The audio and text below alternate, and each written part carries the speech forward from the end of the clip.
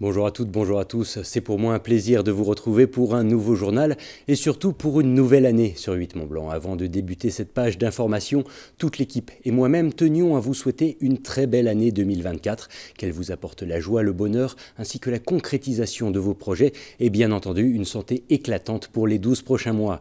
Mais pour l'heure, nous sommes aujourd'hui le mercredi 3 janvier 2024 et tout de suite, voici les titres que nous allons développer. C'est un statut dont on se serait bien passé. En 2023, la France reste le pays européen dénombrant le plus d'abandons d'animaux de compagnie. Un fait dénoncé par la Société protectrice des animaux. Nous nous sommes rendus dans l'un de leurs refuges dont les places sont presque toutes occupées en ce début d'année.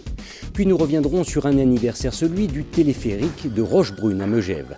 Tout premier du genre destiné à la pratique du ski, la remontée mécanique fête cette année ses 90 ans. Une date symbolique et fêtée comme il se doit dans la station. Le reportage complet dans quelques minutes. Je vous l'évoquais en titre. En 2023, la SPA a recueilli plus de 41 000 animaux abandonnés.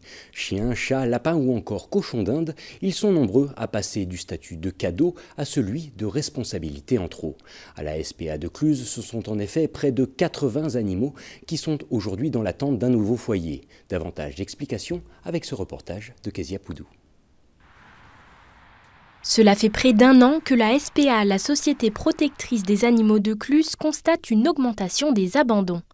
Par période, ce refuge peut recevoir 4 à 5 demandes de prise en charge en une après-midi. Des demandes formulées parfois sous couvert de problèmes de comportement, notamment sur des jeunes chiens. On demande quand même pourquoi, alors est-ce qu'ils ont essayé de trouver des solutions, faire appel à un éducateur, à un professionnel vétérinaire comportementaliste. Et en fait, on se rend compte que les gens ne veulent pas s'investir, ni du temps, ni de l'argent, malheureusement. Ils n'ont pas conscience en amont, quand ils prennent un chien ou un chat, ils n'ont pas conscience en fait de tout cet investissement. Il y a beaucoup de chats âgés qui ont des pathologies du type diabète par exemple ou insuffisance rénale. Et les gens soit n'ont plus les moyens de s'en occuper, soit n'ont pas envie de s'embêter avec des soins malheureusement pour leur animal. Que ce soit pour des raisons pécuniaires, un souci de temps, de comportement ou encore un déménagement, 41 000 animaux ont été abandonnés en France en 2023 à la SPA. Si certains passent la porte du refuge pour effectuer cette demande de prise en charge, d'autres, pour diverses raisons, n'y parviennent pas. Il a été déposé mercredi matin, ou dans la nuit de mardi à mercredi, devant le portail, laissé dans sa caisse de transport devant le portail de la SPA. Il était complètement terrorisé, il a tremblé toute la journée, il s'était fait pipi dessus. On a pris la température, il faisait quand même -2 dehors. Et toute la journée, ça a été très compliqué. Et puis voilà, maintenant, en 2 jours, c'est un amour. Malheureusement, ce refuge se heurte rapidement à un problème d'espace. La capacité maximale d'accueil de chats a été atteinte avec une 50aine de pensionnaires. À cela s'ajoutent plus de 20 nacs, les nouveaux animaux de compagnie comme les cochons d'Inde et les lapins. Quant aux chiens, sur les 4 box existants, 3 sont occupés. En France, 7000 animaux sont toujours dans l'attente de trouver une nouvelle famille dans les différentes SPA. Parmi eux, Zuka, cette malinoise de 4 ans. Cela fait près d'1 an et demi qu'elle est ici, un triste record pour le refuge. C'est une chienne qui a connu que l'élevage et elle déclenche beaucoup sur les gens qu'elle ne connaît pas au départ, donc ça a été un petit peu compliqué. Mais finalement, une fois qu'elle a pris confiance en l'humain, c'est un amour de chien. On a l'impression que c'est sans fin. Par moments, on est hyper heureux quand il y a une super adoption et puis le lendemain, il va y avoir un nouvel abandon, il faut tout recommencer à zéro. Et ça c'est terrible. Dans l'attente de trouver des adoptants qui sauront répondre à leurs besoins, la quarantaine de bénévoles et les 4 salariés de cette SPA tentent de leur apporter un maximum d'amour et de confort. Il y a 90 ans, plus précisément, le 10 décembre 1933, le téléphérique de Rochebrune embarquait ses tout premiers voyageurs. En l'honneur de cette remontée mécanique et de ses constructeurs, le village-station de Megève a décidé de célébrer son anniversaire avec de nombreuses festivités et commémorations qui vont d'ailleurs se poursuivre tout au long de la saison. On regarde le reportage de Kezia Poudou. Dès son premier hiver, en 1933, le célèbre téléphérique de Rochebrune pouvait transporter jusqu'à 20 personnes, les emmenant à près de 1750 mètres d'altitude, le tout en une dizaine de minutes.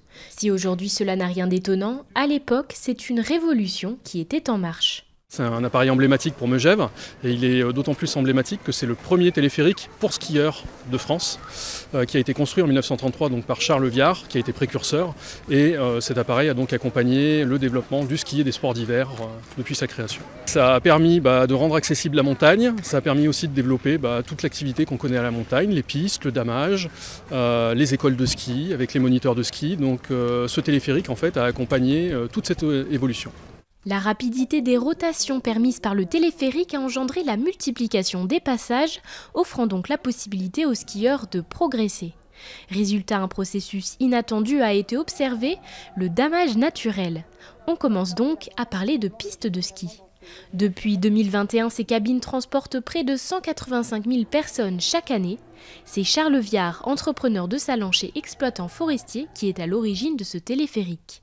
Pour le construire, il fait appel à l'entreprise allemande Ekel et Poma. Au départ, les parties mécaniques étaient recouvertes d'une charpente en bois et les quais étaient à l'air libre.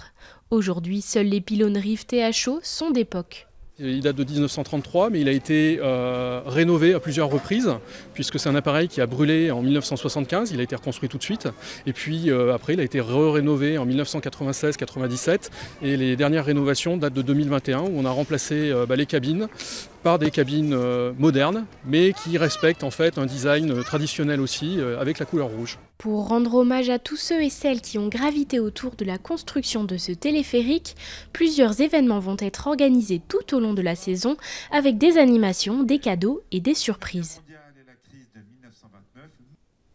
C'est une toute autre partie de notre histoire, mais pourtant une part non négligeable de notre patrimoine. Les bouilleurs de cru ont beau être de moins en moins nombreux, ces distillateurs ambulants représentent toujours un véritable lien social pour de nombreux villages. Parmi eux, les Boquis, père et fils, perpétuent la tradition depuis près d'un demi-siècle déjà. Justine Lianaz les avait rencontrés début 2023. Je vous propose de redécouvrir son reportage, initialement diffusé il y a tout juste un an. Regardez. À Saint-Ferréol, le foyer rural revêt une allure de laboratoire pour les prochains jours. La famille Boquis y a installé ses quartiers pour revenir à la rencontre des récoltants, comme chaque année depuis 46 ans. On peut dire qu'il y a plus une passion qu'autre chose, parce que de toute façon, j'ai tout le temps vu la Lambie, puis après on le contact avec les gens, c'est des clients, c'est des amis, c'est tout. Alors du coup,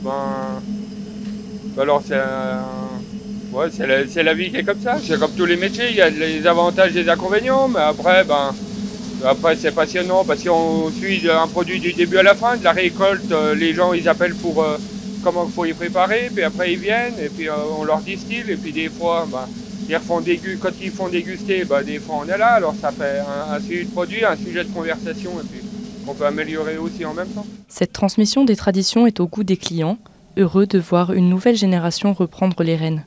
Ainsi, la relève et le succès des prochains crus sont assurés. J'ai eu accompagné mon père, mais c'était pas encore Boquis à l'époque, quoi. Puis voilà, on y a connu tout jeune ça. Il y a un des petits-enfants qui est intéressé, mais il travaille, alors il ne peut pas être partout.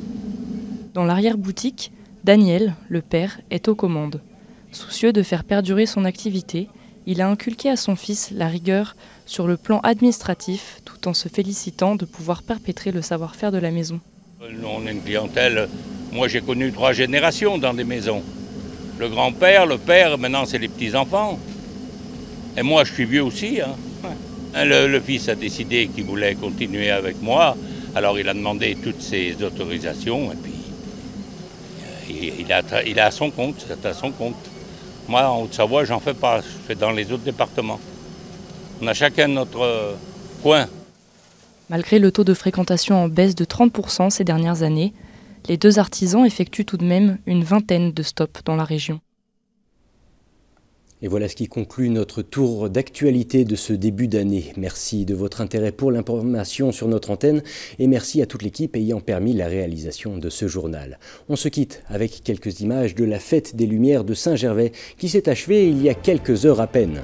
Tout de suite sur la 8, Thierry Paulme vous attend pour le bulletin météo et quant à moi je vous retrouve demain, jeudi, pour un nouveau journal. Mais d'ici là, je vous souhaite une agréable soirée sur notre antenne. À bientôt.